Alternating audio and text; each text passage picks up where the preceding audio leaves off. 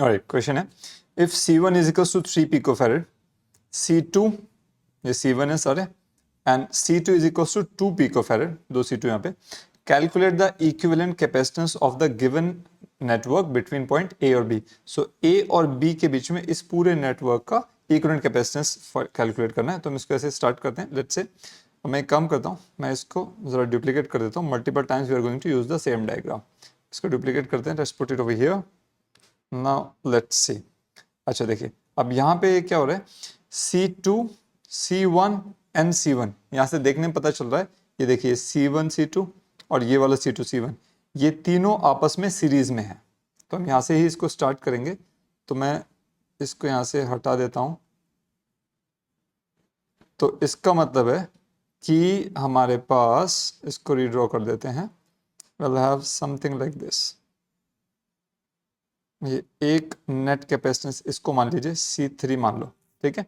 सो C3 कैसे calculate करेंगे हम? C3 is equals to C1 C2 and then once again C1 are in series. मतलब इन तीनों का नेट कैपेसिटेंस में यहाँ पे ऐड कर दिया, वो C3 है। तो मैं निकाल लेता हूँ सीरीज में। तो आपको पता है सीरीज का फॉर्मूला होता है 1/CS इज इक्वल्स टू, इसको मैं मार्कर चेंज कर लेता हूँ कलर इसका। Alright, so 1/CS is equals to 1/C1। C1 की वैल्यू 3 पिकोफैरेड है, तो 1/3 प्लस फिर से एक और C1 1 और C2 की वैल्यू 2 है, 2 प्लस 1/3, ठीक है। तो आई थिंक यहाँ पे एलसीएम 6 आ जाएगा, हो जाएगा 2 प्लस 3 प्लस 2 7/6 1/CS। तो CS हो जाएगा 6/7 पिकोफैरेड। ये C3 की वैल्यू है which is equals to C3, ठीक है। नाउ वंस अगेन, अब हमारे पास ये C3 की वैल्यू आ गई।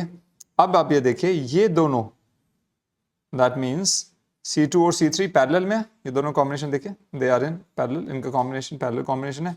तो इसको हम दोबारा से एक बारी डुप्लीकेट करते हैं और दोबारा यहाँ पे बना देते हैं। लेट्स वर्क ओवर हियर, ठीक है जी। अब देखो, तो इन दोनों का पैरेलल कॉम्बिनेशन होगा, तो C2 और C3 पैरेलल में है, तो मैं ये हटा देता हूँ यहाँ से, C2 और C3 हट गए।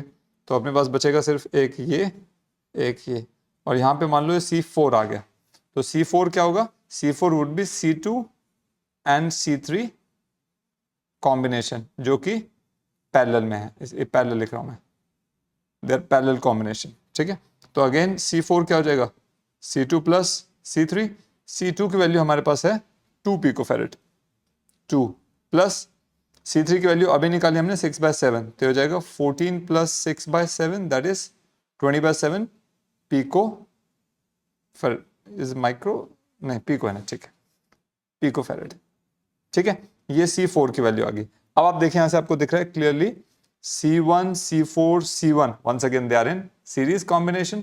तो A और B के बीच में जो नया डायग्राम होगा वो कुछ ऐसा आ जाएगा, और यहां पर आपके बीच में, यहाँ पे A है, यहाँ पे B है, और इनके बीच में जो होगा वो नया C5 मान लेते हैं। और C5 क्या होगा? That will be series combination of C1 once again and C4, इन तीनों का।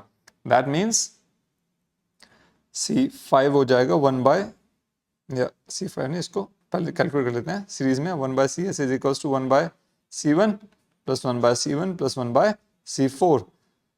C1 की वैल्यू थी हमारे पास 3, alright. So 1/3 plus 1/3 plus C4 है 20/7, उसका उल्टा हो जाएगा रेसिप्रोकल 7/20, राइट। तो इसका एलसीएम ले सकते हैं। एलसीएम क्या आ जाएगा इसका? दैट विल बी सम, सीधा आंसर निकाल देते हैं। 60 समथिंग होगा एलसीएम। आंसर निकालना है तो अलग अलग, या लेट्स कैलकुलेट दिस। 20 प्लस 21 61/60 हो जाएगा। जस्ट रेसिप्रोकल कर दो। CS is equals to 60/61 picofarad.